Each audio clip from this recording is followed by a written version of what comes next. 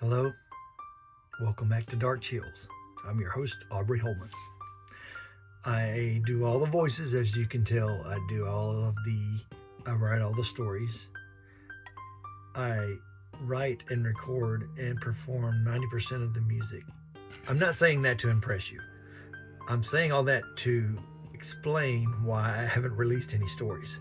I still have lots of ideas, lots of stories, but it's very time consuming, and it took pretty much a week for me to write, to record, to edit, upload. So it was basically a week's worth of work by myself.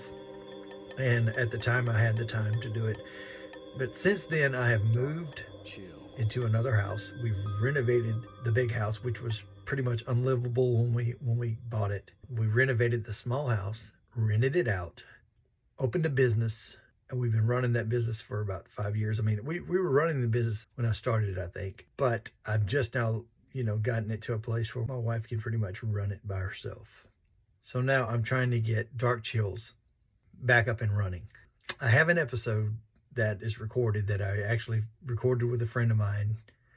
And it's probably one of the best ones yet, in my own opinion. It's more of where I was heading with this entire thing. But because it's still going to be a while before I get that edited, I am going to supplement the stories with some true stories. I'm going to start off with stories of my own. I'm hoping I can get other true stories from other people. I'm going to start out with this first one. This is a true story. This happened to me years ago. I would say it's somewhere between 1994 and 1996. It was during the time when I either was still in high school or I just graduated high school, but I was dating this girl. I was at her family reunion, and it was at Hugh White State Park in Grenada, Mississippi. It was a really beautiful place, and I've been there since. My wife and I actually went there and camped. We brought our dog. We went on hikes. It was really nice. It's a great park. So don't let this deter you. If anything, you should want to go visit. It's called Hugh White State Park. It's in Grenada, Mississippi, and it's located on Grenada Lake, which is, I think it's a man-made lake. It's great for fishing, great for boating. I've always enjoyed myself there. It's kind of a drive from where I'm from, so we don't go there a lot. I've only been there 3 times. Now, this is the first time I'd ever been, and it's really nice because it has some pretty big hills that are on top, so you're kind of looking over a precipice over the lake, which is nice. They have really nice cabins that you can rent. The family reunion, pretty much, they rented these cabins. And it was just your typical family reunion, everyone playing horseshoes, volleyball, things like that, just getting to know the cousins and things like that. And it was a lot of fun. Now, I don't know who told my girlfriend at the time, but she came and told me this story. She said that one of the guys there, I don't know who it was talking to the groundskeeper, and he said there's some weird things that go on here. He said that there's this cult that comes every year, and he said they do some weird things. He didn't know what they did, but he just knew they were weird. He just kind of avoided them pretty much. But there was a call one night where an ambulance was called out to the main cabin, and so he had to go. He's the groundskeeper. He had to go find out what's going on. So he went there, and it turns out someone had broken their leg. They'd fallen down some stairs or something, or fallen over something and broke their leg. And so an ambulance was called. While they were removing this person with the broken leg, the groundskeeper noticed that they had candles everywhere, all around the place. All of the windows were covered in black curtains. I thought maybe he said black velvet. I remember saying black velvet curtains. And everyone was naked. That was the one clincher. I remember thinking, oh, wow, that sounds like some kind of party. But anyway, what really got me was he said that apparently they do some sort of sacrifice or rituals. Every time they leave these piles of these little graves all over the place. And he pointed them out and said they're all over the place. And so I, for some reason, just didn't take it very seriously. I said, but that's pretty weird, that they come through, But sure enough, while we were out, we started seeing these piles of graves. And as we started investigating, we realized they weren't piles of stones, which we thought maybe they drug stones up from the lake. No, these were broken up tombstones. Like they stole headstones from cemeteries, crushed them up, and that's what they would cover these piles of whatever they were burying. That's what they were covering it with. I remember digging through one of them that was really old, and it had a tree growing up through it. A tree about that big around. For those of you listening only, I am signaling that a tree is about 3 to 4 inches around. So it'd been there for years. I mean, at least 1 or 2 good years. And it was already pretty much grass growing up through it and everything. Anyway, I started digging that one up because I was just curious, like, what's under here? I was just always been that kind of person. Stuff like that didn't scare me. I was more or less like, what are they up to? I'm just very curious. So I started digging the stones up. Biggest black widow spider I've ever seen. Fat one. Crawled out, and it kind of freaked me out. I'm not scared of spiders now, but back then I was terrified of spiders. I was even worried about sleeping at night there because of spiders. They just terrified me back then. But anyway, someone said, well, there's another one back there that's like fresh. And I said, where? And he said, right back here. And, you know, it was younger kids, or maybe, I don't remember who it was, one of her cousins.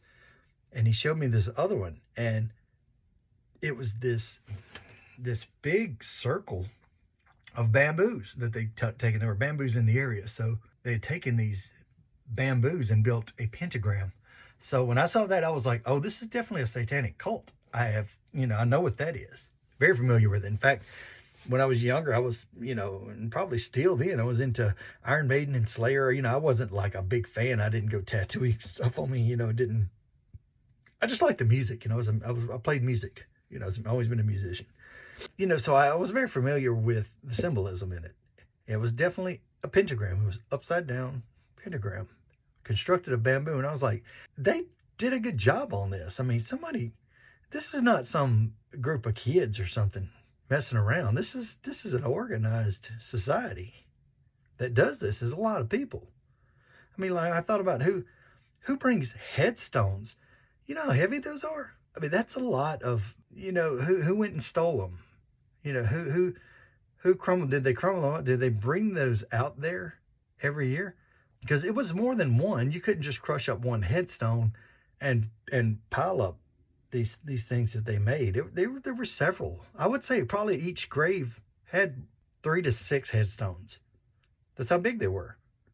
And the reason I was digging and tampering with this stuff is because I really thought, if these people are killing some people, if they're having a ritual here, they're killing people and burying them right here, just blatantly in the opening, it pissed me off. I'm sorry, it did. It as a human being, it just pissed me off. I thought, yeah, I get it. You can have your cult and do your thing like that, but if you're murdering people just right here in public and just going to bury them out here where people bring their families today, if you're doing that kind of crap, it pissed me off, even as a young guy.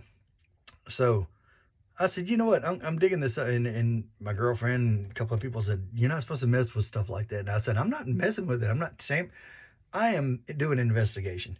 I want to know what's under this thing. If they're killing people, because it was big enough to be a human grave.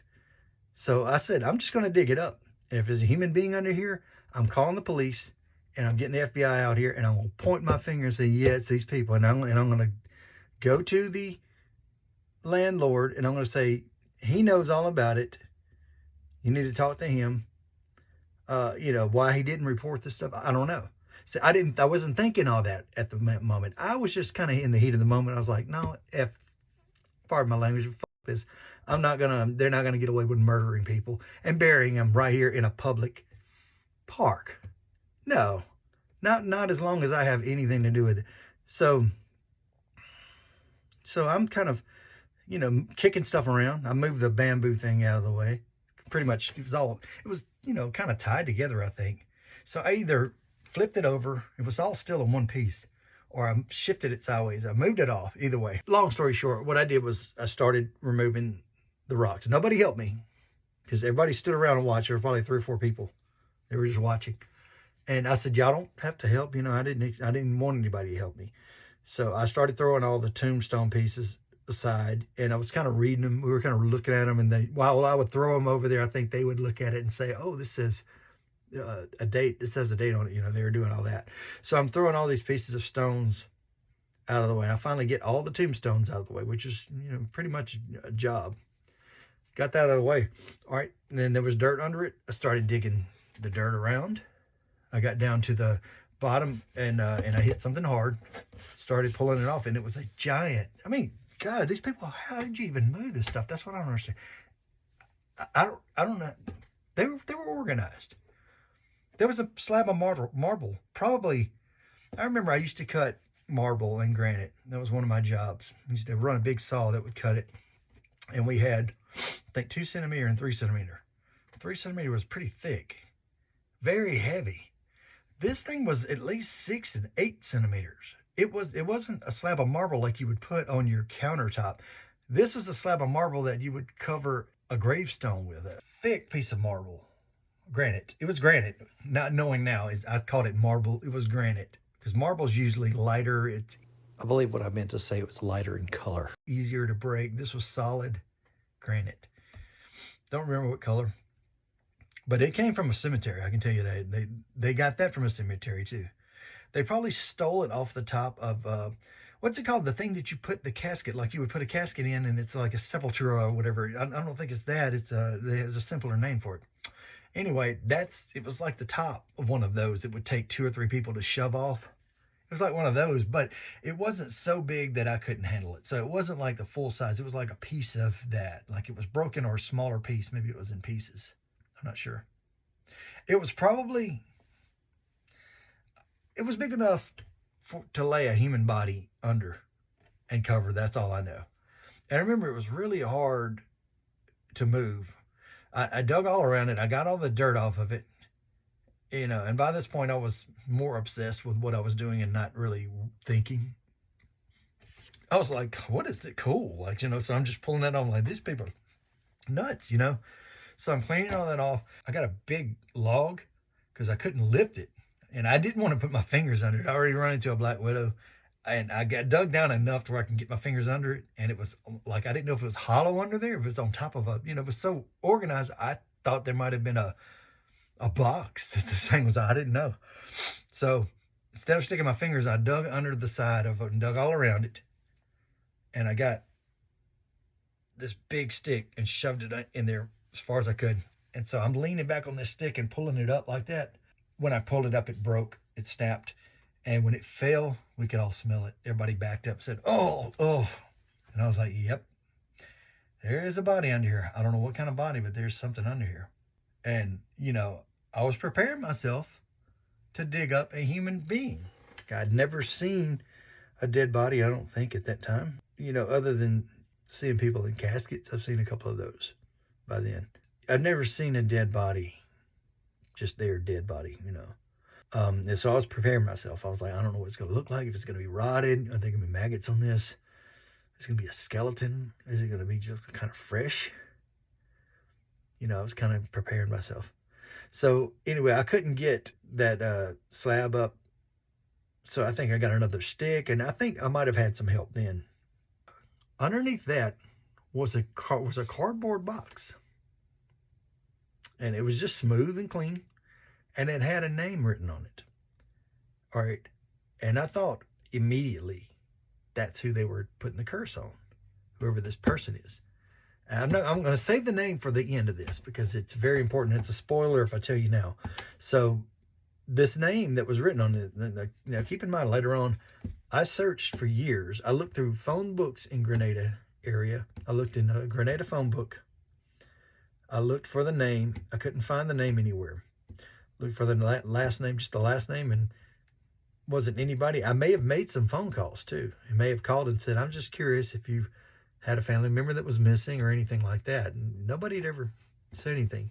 Even if they had the last name, which was an odd last name, I'm not even sure if it was a person. So it was hard, especially back then. You didn't have internet to just run to. We had it, but it was, you had to go to a library, use that, and it was limited information anyway. It wasn't like nowadays. But even later on in years, when MySpace came out and people started really putting their information out there, even then I started searching for this name because it was years that went by before I could even put 2 and 2 together. But I never forgot the name, and you'll know why. Because when I tell you the name, you're going to be like, no, you can't. You can never forget that. So I searched there. I think I may have even called. Oh, I think I was planning on calling and telling the police, but I'll tell you later on why I did not. If I didn't, I think I may have. anonymously, but I'll tell you why I may not have. Knowing me, I probably would. I've always been a skeptic, and even now, even though I write scary stories, I write stories about ghosts and stuff, and I believe in ghosts and spirits and even aliens to a point. Do I believe people have ever seen them? I doubt it. I mean, I think it's few and far, but I would think there are some people that have seen them, and they either don't talk about them, or I think they just don't talk about it. I think when people really have seen it, I think it's a traumatic experience, and you don't want to talk about it. You don't want to remember it, and you don't want to bring it up. Because even bringing it up brings that fear back, and that fear is what draws that kind of entity and thing into your life. So that's why, I want all of you, if you listen to my podcast and my stories, I don't want you to let it linger, because they're just stories. I mean, regardless of what happened on, what I'm telling you here is not just a story. This is true. But the things that I write, and they're just stories. They're just scary. I love being scared, and I think a lot of people love being scared. And you wouldn't be here if you didn't. But I don't want anybody having nightmares. But if you do, you're welcome, because it's kind of fun being scared. It is, because we all want to believe that there's monsters and things like that, and there's probably not. Probably not. I'd like to believe there are. There may be ghosts. There may be spirits. All of that's different. That's third dimensional stuff. That's kind of mathematics. It can almost be proven that there are other dimensions, and there may be other beings that live there. I'm drinking lemon water. It's really good for the vocals, but it's good for everything else. So, all right. Anyway, back to the story. So we finally get this huge slab of marble off. And I could be exaggerating. Sometimes you look back on things with the delusions of grandeur. You always think of things so much more epic than they were. Anyway, the grave was big enough to, I don't think it was big enough for a human, like an adult, but unless they were cut into pieces, which I did consider that, or if they were kind of put in fetal position. So it wasn't that big, but it was big enough to put a human in, but it wasn't real big. So I could be exaggerating. Maybe I did move that over. For some reason, I think I remember it having a hole in it. Anyway, after we got the granite moved, saw the cardboard box with the name written on it. I picked up the box. I need to clarify that I keep saying box. It wasn't a box. It was a flat piece of cardboard. It may have been a box that was flattened. Either way, it was flat. There was nothing on the other side of it. I set it aside. Underneath that was a quilt, wrapped up like a mummy. So we knew it was under that. It wasn't very big, which was terrifying, because I really thought, oh my God, what if it's a baby? I don't know if I can handle that. Is it going to be a dead baby? So anyway, I didn't want to touch it, because this thing was crawling in maggots. I was like, it was, you could smell it soaking through that. There were maggots, worms, and cutworms and nasty things in there. So I got another stick. I remember grabbing like the edge of the quilt with the stick and kind of twisting it and trying to get it. And I remember trying to pick it up and dropping it a couple of times. Very uneventful for a while. But I remember I finally got a hold of it and grabbed the edge of the quilt, picked it up, and it rolled out. It unfolded, and it rolled out and landed in the ground. It was a poodle. Everybody said, oh, it's a dog. It's a dog. It was a poodle, and it had been tortured. Had a stick shoved in its eye. It was sticking out about that far. A few inches. Someone shoved a stick in its eye. I hope to God it was dead before. I doubt it. It's very cruel people. They cut its throat. Its throat was cut wide open. I don't remember anything else. I remember just seeing that was enough. I was like, okay, it's a dog. We all kind of, we were all kind of shocked and a little disturbed. So we all kind of wandered off and didn't say much else. And, we went on the rest of our day. We just went and played volleyball, went swimming in the lake, went fishing, all that. And later on that night, I started thinking, and we looked around. We counted, I would say, at least 5 to 6 more graves that I remember. I remember being very overwhelmed after that. Like, God, how long have it? And like I said, that one that had the tree growing through it, it's been going a long time. It's going on for years. So I started thinking about that when we were, when I was laying down and sleeping at night. You know, at night you really, especially you wake up. It may have been one of those where I woke up at 3 in the morning and everything just hits you real hard. And I was like, who are you going to report this to? Because this is pretty organized. I remember thinking, I don't know who these people are. I don't know them. I have no idea who rents this place then. I mean, they probably have logs, but I was like, if they have logs, those people can find out who stayed here and dug the grave up. I was like, and I don't want some of my family members, getting involved in this. And I started thinking, what if this is really what if the police are involved? I started thinking all that, and I started thinking, this is not just a bunch of punk kids. This is some organized sacrifice. I mean, and I was thinking they killed this girl's dog. Like that's why they wrote her name on the board. I was thinking that either she was the one they were putting a curse on. So I was concerned. I was concerned about that person's name that was on there. I was concerned about him. And if I could get in touch with her, I wanted her to know what happened to her dog. And if she could answer any questions for me. So, for years I looked for that person, and I never did find him until about 5 years ago. Now it's 2024 now, so that was like 2019. It may have been after that. It wasn't long ago that I found out the name that was on that box. Okay. And it was such a shock and such a relief and it gave me such closure. It did, because that's always been a puzzle in my life, and look, trust me, I've seen a lot of things that are just as scary as this. I have a lot of true stories that a lot of weird things that I have seen. That's why I have a podcast and I have a dark side, because I believe in it. I've seen it. So I call myself a paranormal skeptic. So I believe in it, but I'm skeptical about it. So even if I had a show, it would be like, don't think this building's haunted. I'd be like, I doubt it. We'll see, And I would be the type the next day say, I stayed there overnight.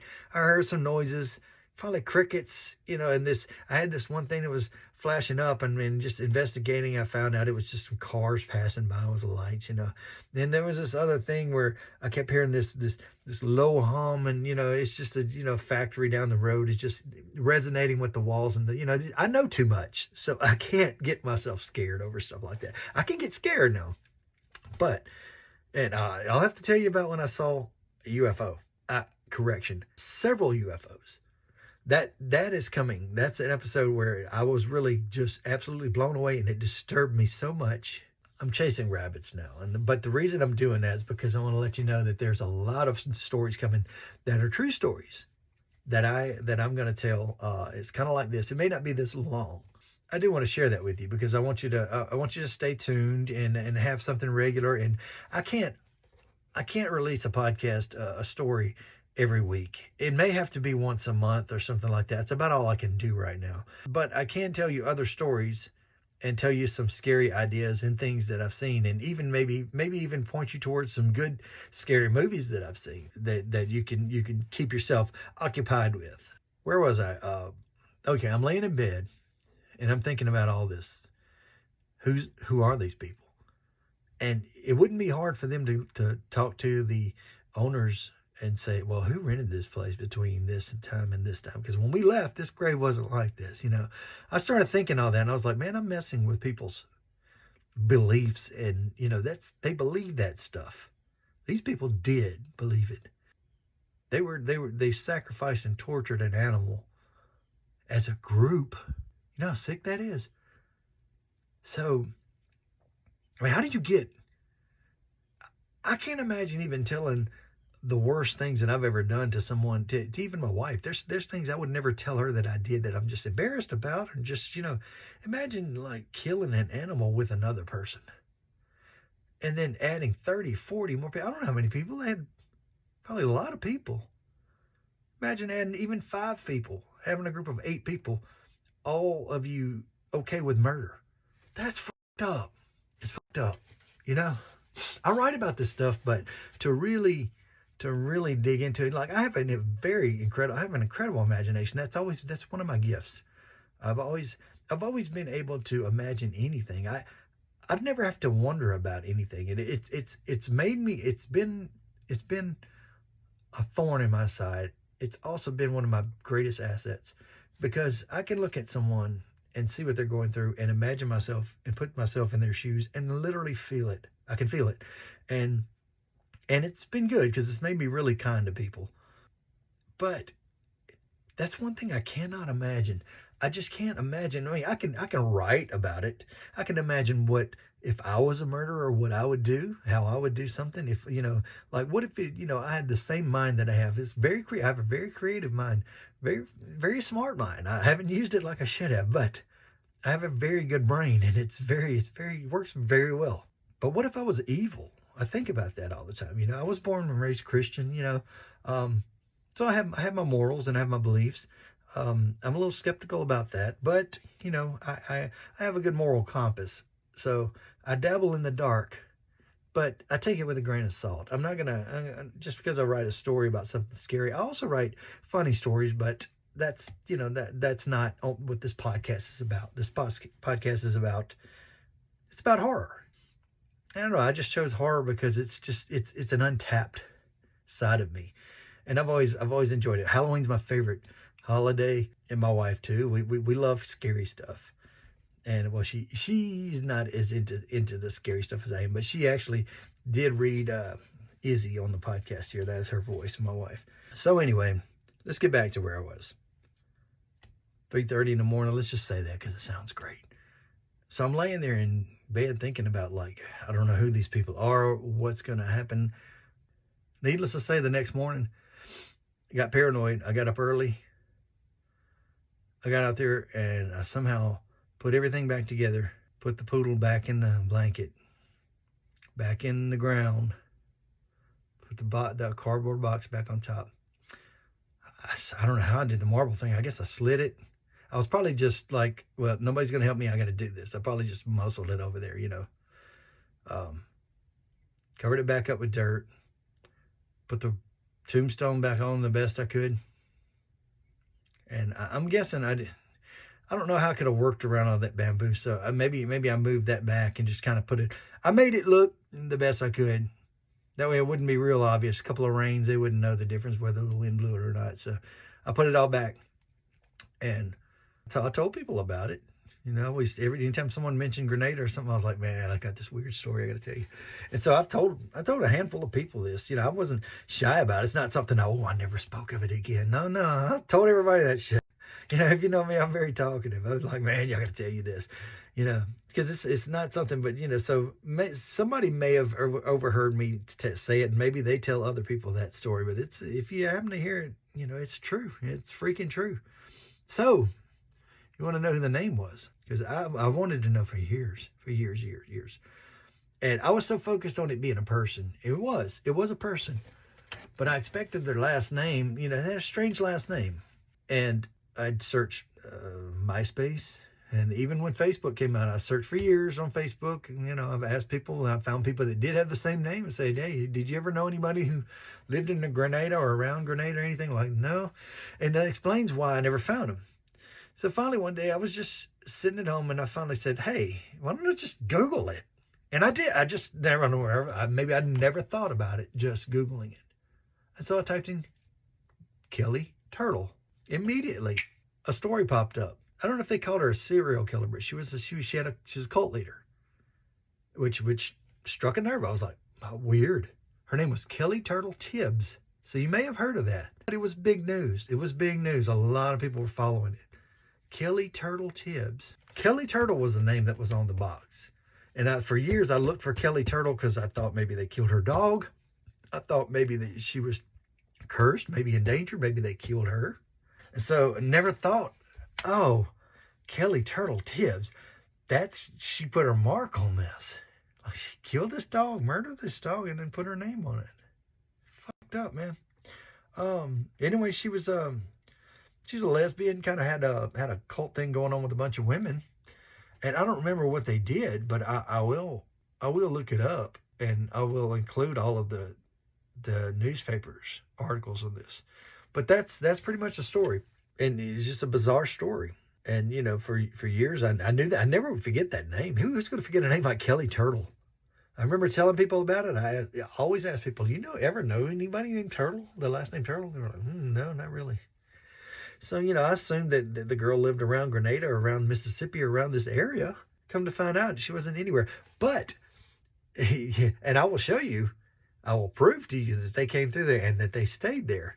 At this point, I have to admit, I'm having trouble finding the proof that they were in this cult and they went and traveled these parks.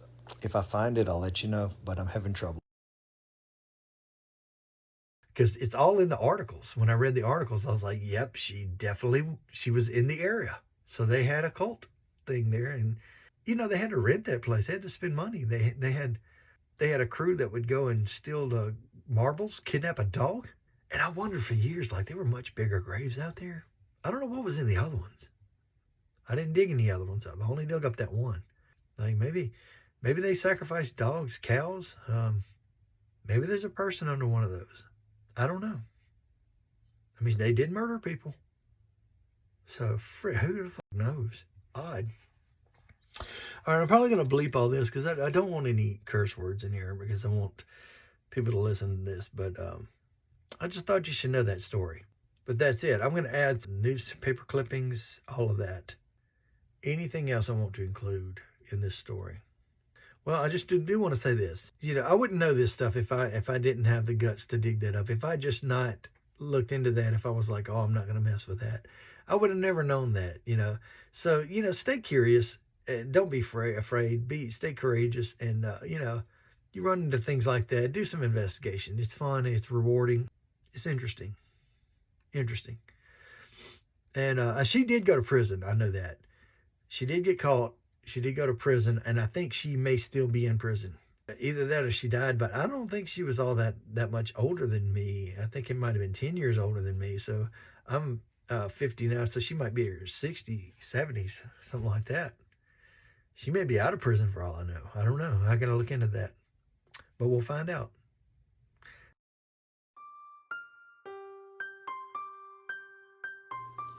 Hello and welcome back. I am going to reveal more information as it unfolds. I've ordered a book. The book that I'm referring to is called A Fatal Lie, and it will explain a lot of where all of this began, or where it started, or how it ended, so to speak. So stay tuned, and I hope you enjoy this next section.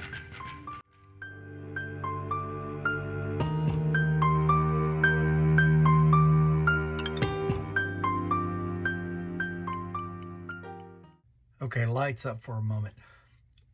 To give you an idea of who exactly Kelly Turtle Tibbs is, there's a book that's called A Fatal Lie by Sally Chew. Book's pretty good. I'm reading it, but it's only pertaining around the case, and I need a history, and I cannot find any history of this. If I could find out what year maybe it was further back. Maybe it was 94, 95 when I went. It had to have been, because according to this book, it doesn't seem like these girls could have been involved too much with a cult that goes from here to there. But, a lot can happen in 3 months, So in 3 months, you could go and take 2 camping trips that completely change your life. Until I can find out what's going on. It's just odd that, the chances, and I do remember, now I did, and I can swear on this, that I do remember reading something that made me go, oh, wow, they were definitely in that area. I can't find it now. I looked everywhere. The news stories, they're not going to tell you any history. They're only going to tell you stuff about the case. So what I must have read was someone who did like a blog. Someone else gave information on it. So I'm pretty sure it was definitely them that passed through. The only other thing I can think is if they weren't the Kelly Tibbs, Turtle Tibbs gang or cult, then someone must have been an admirer of her. I have to say the poodle that we dug up, that had to have been a year or some years before this murder happened. So, maybe it was 93, because I do get time kind of backwards sometimes. So anyway, this book And it does tell about all these girls. These are the main characters, though. This is the girl, Stacey Hanna.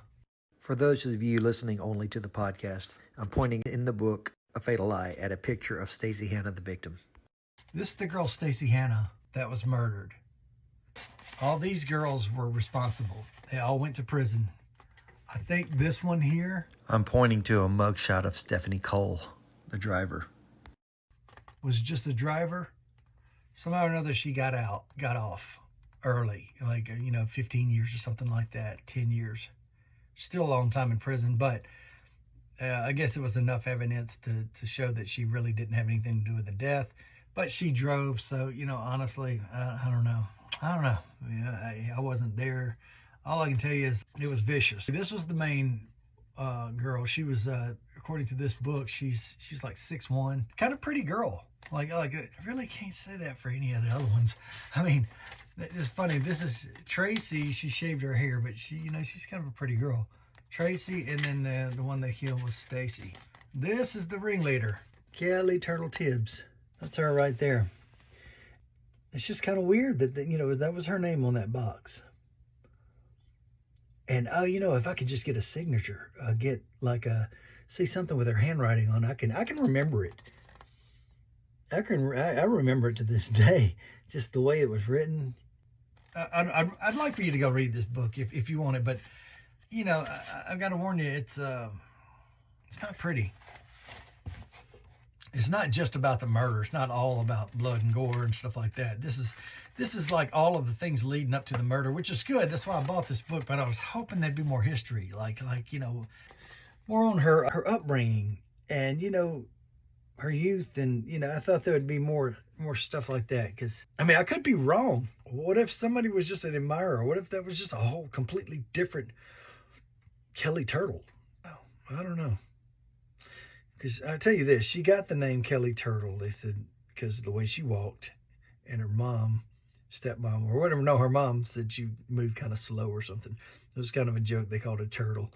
But then she had these turtles tattooed, had a turtle tattooed on her hand after Joni Mitchell. I don't know if it's Joni Mitchell, but maybe Melissa Etheridge. I'm not sure. Somebody famous has a tattoo like that. So she had that put on her arm, on her hand. And all of her followers would start getting those. But, they called her Kelly Turtle for years. All right, you know what? Maybe I can look into the organization that she's in. There's this organization that she goes and visits. But, this thing that I ran into was definitely a satanic cult. So I have more work to do on this. I tell you what, I need help. If any of you lived in the Richmond area, in Virginia area, and knew any of these people, maybe you could help me find out if you know anything about Kelly Tibbs, or maybe I should just see if I can write her a letter, ask her if she'd ever been there, I haven't quite confirmed this, but I believe that she passed away. I think someone told me that they read that. Heck, she's in prison. Maybe she may be out. I don't know. Don't want to dredge up anything on her if she's out, but still, I'd just like to know. It would connect some puzzle pieces that are missing here. So let's get back to what they did. I'm going to go ahead and say spoiler alert. If this feels weird even saying that. Oh no, I ruined the fact. Yeah, you didn't know how she got beat to death. Anyway, what had happened was these two were dating. Pretty serious stuff. That's Tracy Bittner and Kelly Turtle Tibbs. They were dating. This girl used to date guys. I don't think this girl ever did. And maybe she did, but they got together, had a pretty fiery relationship, but they fought a lot. Sometimes fist fight, and they would just make out afterwards. They were both pretty messed up, but she was dating an older woman. I'm speaking of Tracy Bittner, that's dating an older woman and also seeing Kelly Turtle in the evening. An older woman, too. She started dating an older woman that was more stable, had a nice house, had a nice job. And so she liked that side of it. So she was staying with the stable lady during the daytime and then going to see this girl at night, where at her house there were like mattresses on the floor, probably beer cans with cigarette ashes in them all over the place, just... Now, of course, I'm speaking of Kelly Turtle's house, who she would go over after spending time with her older lover. Kind of, I wouldn't say slummy because some of the people worked and they were constantly arguing about how they're the only ones that clean up. So, they kept it clean to a point, but most of the people that hung out at that house, they were losers. They had no intention of getting jobs, and if they did have a job, it was briefly, and they would go from job to job. And most of these didn't. For those of you listening, to give you a better idea, what I'm doing is I'm referring to this page that shows all 4 of the perpetrators who were responsible for the death of the girl. This one was driver. This one was a neighbor next door to her. This is her girlfriend. Anyway, these are the 4 girls. What they did was they told this girl, Stacey Hanna. Now, Stacey came into the picture later, and she moved in with all of them. She had some problems where she was from, and she moved in with all of these girls. And what she did was she hooked up with her. Her and Turtle started, because Turtle was kind of the cult leader, and I don't know, she's not very cute, but everybody seemed to gravitate towards her. She had a lot of charisma, I guess. I don't know. But anyway, the girl, Stacey, became infatuated with her. They have hooked up a time or two, but generally these two were kind of a couple. Stacey, Hanna, would start spreading rumors to all these different people, tell them, like, I saw her with another lady and this and that, And some of it was true. But a lot of it, she was just trying to break them up. And she even knew. So she wasn't innocent, y'all. I mean, look, she wasn't innocent. She didn't deserve what she got, but she knew it was coming and she didn't do anything to stop it. If anything, she basically spread nasty lies. I mean, pretty bad stuff in the house, like causing people to fight, argue. She was a shit stirrer to the max. I mean, just a habitual shit stirrer. So she did all of them wrong, and everybody kind of hated her. And I think they were trying to get her to leave, and right before she moved out, like she was supposed to move out, and this... I feel like I need to explain this a little better. Tracy was Kelly Turtle's girlfriend, and Tracy is the one that said she would drive Stacey Hanna, the victim, home. When she agreed that she would go home, she said, I'll drive her myself. Girl was going to drive her home. She said, I'll drive her home myself. We'll get rid of her, But she crossed the line, like right when the tensions were high and everyone was drunk and they'd been doing LSD. She went and said one more big lie. And I think it just pushed everybody over the edge, and they decided, we're going to kick her ass. That's what they said. We're going to kick her ass. We're going to throw her in the car. I got a place where nobody can hear her scream. We're going to beat the shit out of this girl. And that was the plan. They threw her in the car. They came out there. They started beating her. But one of these girls had a box cutter. One of these, I don't know which one, had a box cutter in her pocket. She pulled it out and started cutting the girl. And I think at the sight of blood, they just went wild. This girl... I'm now pointing to Tamika Winkler. She's a next door neighbor that hung out with them. Found a cinder block next door. She picked it up and slammed it on her head. Crushed her face. But that didn't kill her. She stayed alive. They stabbed her 60 or 70 times. A lot. Cut her throat. Left her here in a mud puddle. Basically, when they found her, her lungs were full of sand and water and dirt because she drowned. Basically, she wasn't dead when they left her, but she was still trying to breathe. Stabbed her 60, 70 times. They stuck a stick in her. Like that's something that's weird too. She literally says she stuck a stick in her. Oh my God, that's in the book, y'all. Remember I told you the dog had a stick in its eye? She said, I stuck a stick in her, and she didn't move. I know she's dead. Now, I have to put a correction in here. Kelly Turtle was the last one to see Stacey Hanna alive. She was the last one. All the other girls had walked back to the car after assaulting her, and Kelly Turtle was the last one with her. And when she got back to the car, she told the other girls, she's dead. I stabbed her with a stick. Okay. See, and here my point is, they killed this girl so violently and with no remorse, then I believe they did it before. So I believe some of these were in a cult before, and they act like, oh, that's the first time we had. I don't think that's the first time they killed anybody. I think it's the first time they got caught. I think they got careless because they were doing LSD and got drunk, and so I'm willing to bet they've killed people before. If not, they have killed animals and tortured them. I mean, I pretty much have proof of that. I just have to connect the dots. So I might need help with that. But anyway, if you want to read this book, Fatal Lie, this tells everything about that. Wow. All right, I've got some editing to do. I don't know what else to tell you about, but it was just a brutal murder. I know. Oh, yeah. Yeah, I will tell you all this. Like this girl right here. Turtle's girlfriend, Tracy. She said that even confessed when she came back, or either one of them told on her.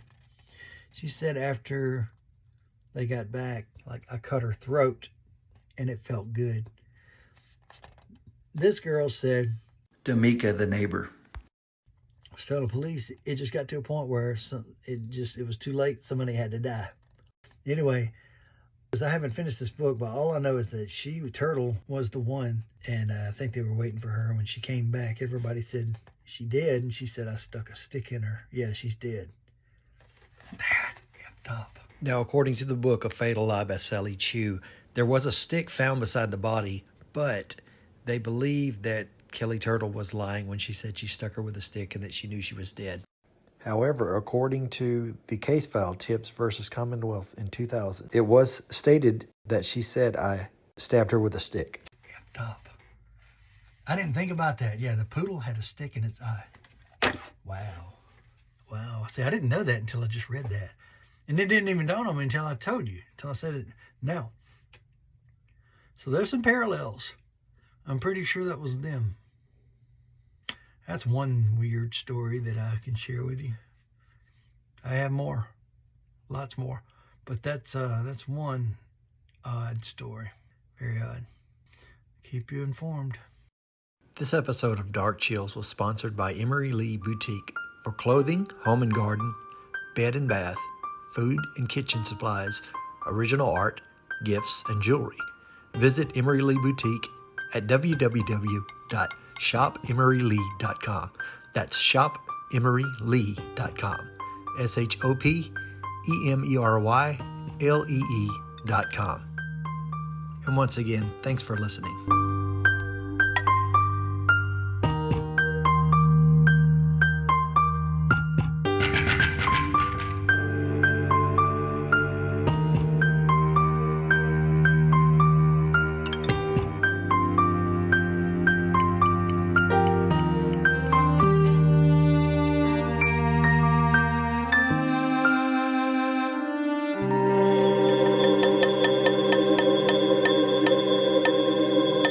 Dark Chill.